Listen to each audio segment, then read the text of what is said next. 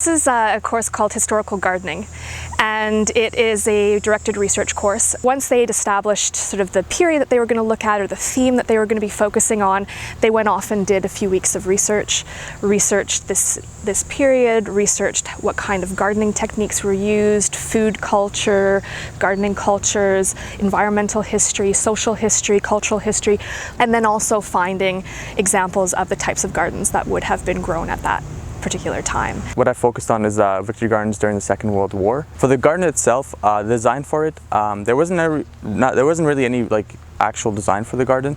But I kind of had to come up with it based on the pictures that were provided and some videos of some old documentaries discussing victory gardens. So I use this to kind of start the research, and then from this on, I kind of have researched as I've gone through the garden and as it's grown.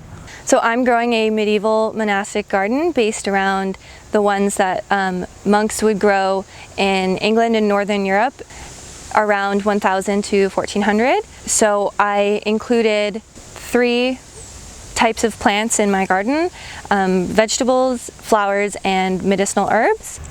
One of the things that I really love about this course is the way in which it allows students to not only engage in serious academic research, but also to learn about gardening, to actually be outdoors, and to actually create something. It's kind of like a living lab, that they are working in this laboratory where they're using and researching these old gardening processes, thinking about how this would have looked, what it would have looked like, how it would have happened. It's been interesting. I haven't grown a garden before this course, so I think the biggest surprise is how much people actually garden.